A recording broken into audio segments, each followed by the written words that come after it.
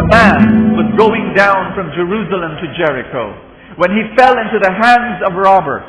They stripped him of his clothes, beat him, and went away, leaving him half dead.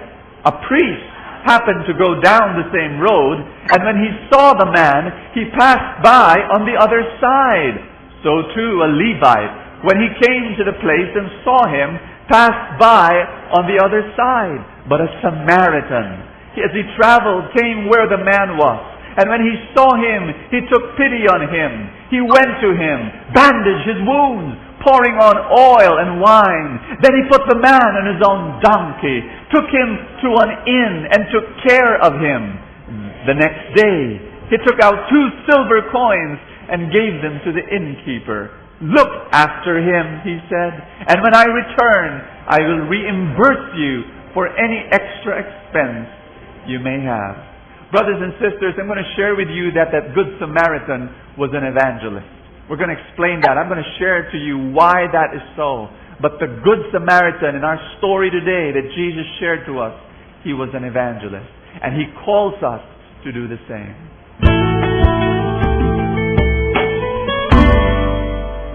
I'm going to share with you, alam niyo, sino yung pin-up girl or poster girl nung kabataan mo?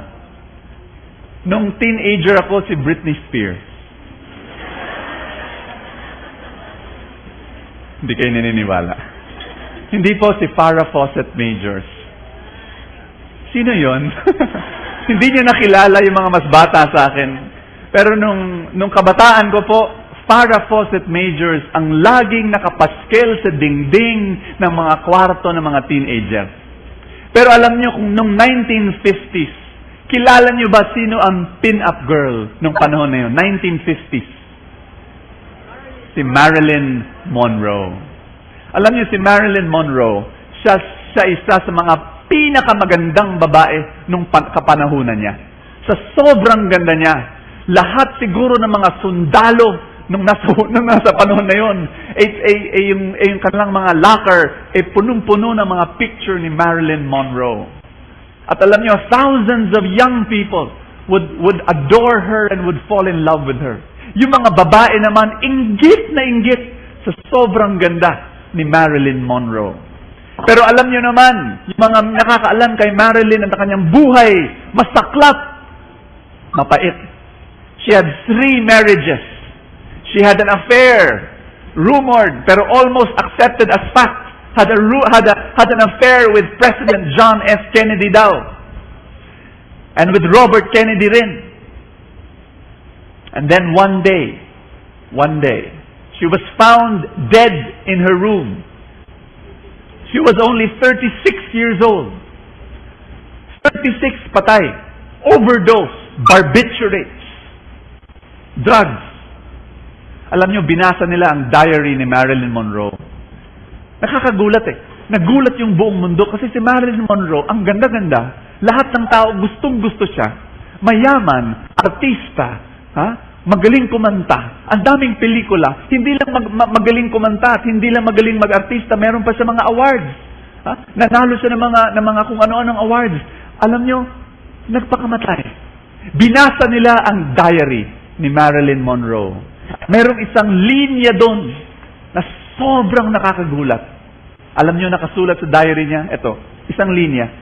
Sinabi niya, I wish people would love me as I am and not for my beautiful blonde hair. Kakalungkot, ano?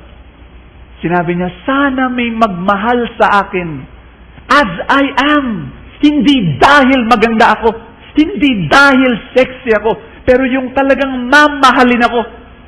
Sana may Kristiyano na lumapit sa kanya, minahal siya, share the love of God to that person. Sana meron. I do not know if there was, maybe there was, I do not know. But the fact was that she did not experience love. Brothers and sisters, there is a hunger in this world. Everybody say hunger. There is a hunger in this world at ang gutom ng mundo na to, hindi pagkain, hindi salapi. Alam nyo, hindi rin sex. Ang gutom ng mundo ngayon ay gutom ng pag-ibig. At lahat ng bagay, pera, popularity, power, pleasure, lahat yun, substitute. Pakisabi, substitute. Substitute lang ng love. You need and hunger for love.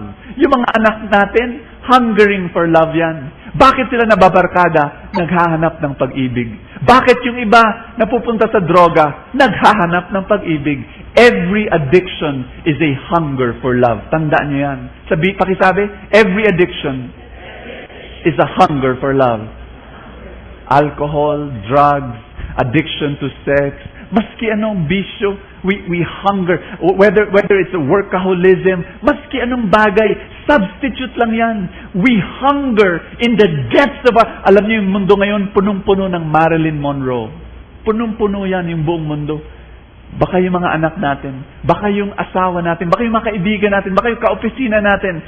Pakisabi nga, people hunger for love. At alam nyo, the bottom line is, people hunger for perfect love. And only God can give perfect love. And so people hunger, not just for love, but for God's love. Amen? And brothers and sisters, the solution for the hunger of people, the hunger for love, the solution I know is only one. Ask me, what is the solution? Pakilakas, what is the solution? Evangelism. Pakisabi?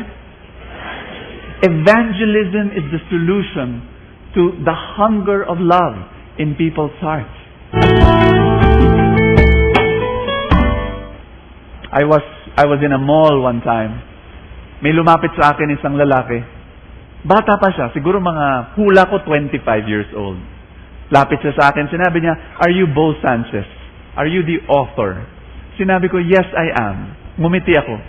Sinabi niya, "Alam mo yung mga libro mo, maganda.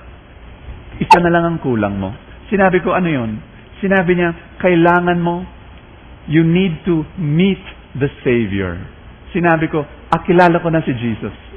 Sinabi niya, "No, you have to accept Him as personal Lord and Savior." Sinabi ko, natanggap ko na siya. "No, what you need to do is you need to be born again." I am born again, sinabi ko. Sinabi, "No, you're a Catholic, right?" "Yes, I'm a Catholic." "Then you're not born again." Sinabi ko, "No, I'm a born again Catholic. I love Jesus." Sinabi niya, "No, Catholics will go to hell. Do you understand that?" You know, it was so difficult to talk with him. And because, you know, he was a young man, and he was sharing to me about his faith, and I was trying to tell him, "Brother, you know, I love Jesus as much as you do." And he was insisting. And then we began to debate. He was saying, "Brother Bo, do you believe that you are saved by faith alone and not by good works?" And I told him, "Bro, I believe that salvation comes from the grace of Jesus Christ."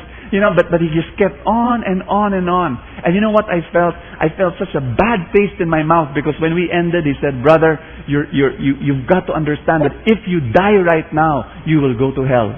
You know, he just kept on and on.